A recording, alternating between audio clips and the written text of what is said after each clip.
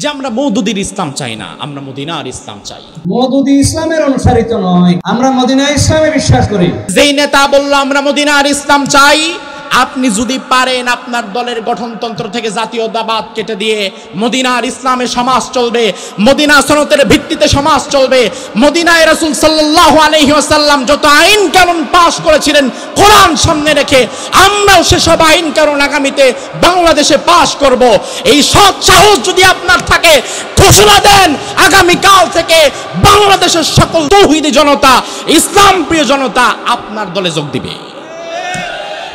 আমি দেখলাম একজন বিরাট নেতা রিসেন্টলি উনি তার বক্তব্যে বললেন যে আমরা মওদুদির ইসলাম চাই না, আমরা মদিনার ইসলাম চাই। আলহামদুলিল্লাহ, মওদুদির ইসলাম আমরা কেউ চাই না, আমরা প্রত্যেকেই মদিনার ইসলাম চাই।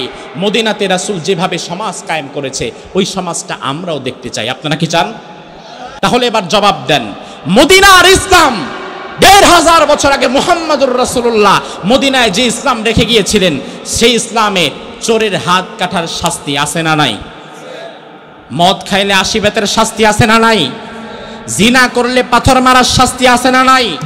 হত্যা করলে হত্যার বদলে হত্যার শাস্তি আছে না নাই? তাইলে যেই নেতা বলল আমরা মদিনার ইসলাম চাই, আপনি যদি পারেন আপনার দলের গঠনতন্ত্র থেকে জাতীয়তাবাদ কেটে দিয়ে মদিনার ইসলামে সমাজ চলবে, মদিনা সনদের ভিত্তিতে সমাজ চলবে, মদিনায় রাসূল সাল্লাল্লাহু আলাইহি ওয়াসাল্লাম যত আইন কানুন পাশ করেছিলেন কোরআন সামনে রেখে আমরাও সেসব আইন কানুন আগামীতে বাংলাদেশে পাশ করব, এই সৎ সাহস যদি আপনার থাকে ঘোষণা দেন আগামীকাল থেকে বাংলাদেশের সকল তৌহিদি জনতা, ইসলাম প্রিয় জনতা আপনার দলে যোগ দিবে।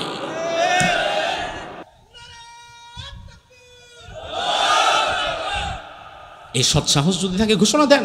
কারণ দিন শেষে ভাই, আমি মসজিদে যেমন আমার নবীকে মানি, আমি সমাজেও আমার নবীকেই মানি। নাকি সমাজে অন্য কাউকে? মসজিদে যদি আমার নবীকে মানি, তাইলে ব্যবসার মধ্যে বসলেও সেখানেও আমার নবীর আদর্শ আছে না নাই? আমি যদি চাকরি করতে যাই কিভাবে করব? খাদিজাতুল কুবরার আন্ডারে রাসূল সাল্লাল্লাহু আলাইহি ওয়াসাল্লাম চাকরি করেছিলেন, তাহলে বিশ্বনবীর চাকরি জীবন থেকে আমাকে আদর্শ নেওয়া লাগবে। আমি যদি পরিবার চালাই, তাহলে রাসূল কিভাবে পরিবার চালিয়েছেন সেখান থেকে আদর্শ নেওয়া লাগবে। আমি যদি সমাজ চালাই, রাসূল কিভাবে সমাজ চালিয়েছেন সেখান থেকে আদর্শ নেওয়া লাগবে।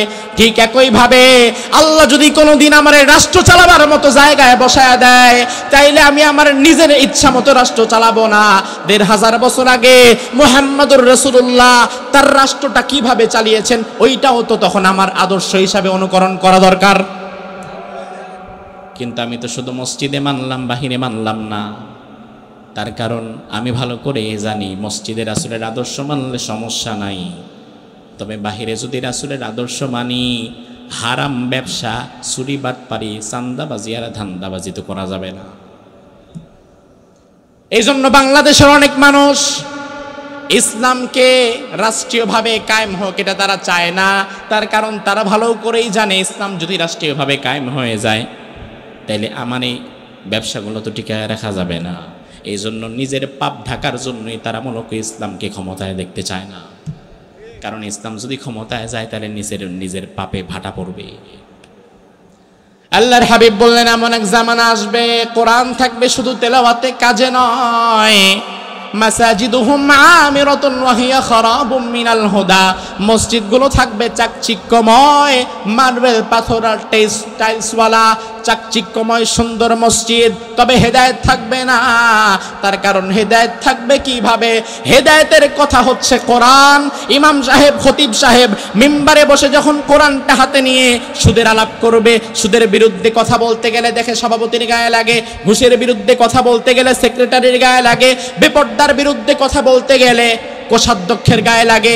এখন ইমাম সাহেব, খতিব সাহেব, সভাপতি, সেক্রেটারি, ক্যাশিয়ারের চেহারার দিকে তাকায়া কোরআন সুন্নাহর হক কথা বলতে পারে না এমন মসজিদ আমাদের সমাজে আছে না নাই? তাহলে হক কথা থাকবে কেমনে? কারণ ইমামরে কথা বলার আগে তো আরেকজনের চেহারার দিকে তাকাতে হয়। অন্য কারো চেহারার দিকে তাকায় কথা বলা যাবে না, অন্য কাউকে খুশি করার জন্য কথা বলা যাবে না। কথা বলতে হবে একমাত্র কার জন্য? আল্লাহর হাবিব বললেন এমন এক জামানা আসবে মসজিদের ইমামেরা হক কথা বলতে পারবে না, মসজিদে আর হেদায়েত থাকবে না। বিগত 16 বছরে আমরা অনেকবার দেখেছি বাংলাদেশের অসংখ্য মসজিদ থেকে হক কথা বলার কারণে ইমাম খতিবদের চাকরি চলে গেছে, এমন দৃশ্য আছে না নাই? হক কথা বলার কারণে ইমাম খতিবের চাকরি চলে গেছে। আগামীতে যারা ক্ষমতায় আসবেন, যেই দলেরই হন না কেন, আপনি হক পথে চলেন আর না চলেন, অন্তত হক পথের পথিককে বাধা দিবেন না। এখন বিষয় হচ্ছে, হ্যাঁ হুজুর, পূর্বে যারা ছিল তারা খারাপ, তারা এটা করছে, আমি খুব ভালো। তবে আপনি যে আসলেও কতটা ভালো সেটা বোঝা যাবে 2 দিন পরে ক্ষমতায় যাওয়ার পরে, কারণ ক্ষমতা থেকে নামার পরে সবাই ভালো। আল্লাহর হাবিব বললেন, এমন এক জামানা আসবে মসজিদে হেদায়েত থাকবে না, উলামাউহুম শাররুম মিন তাহতি আদিমিস সামাই মিন ইনদিহিম তাখরুজুল ফিতনাতু ওয়া ফীহিম তাউদ। ওই জামানায় একদল ওলামা থাকবে যাদের দ্বারা সমাজে ফিতনা ছড়াবে, আবার ফিতনা তাদের দিকেই চলে আসবে। আছে না নাই? আল্লাহর হাবিব বললেন, কিয়ামতের পূর্বে ইসলাম থাকবে না, কোরআনের তেলাওয়াত থাকবে, তবে কোরআনের কোনো আইন বাস্তবায়ন থাকবে না। এভাবে করে মানুষের মধ্য থেকে ইসলাম উঠে যাবে, কোরআন উঠে যাবে। এজন্য আল্লাহ রাব্বুল আলামিন প্রথমেই বললেন, ইমানদার, জান্নাত যারা পেতে চাও তাদের 1 নাম্বার কাজ হচ্ছে ঈমান। জোরে বলেন, 1 নাম্বার কাজ কি?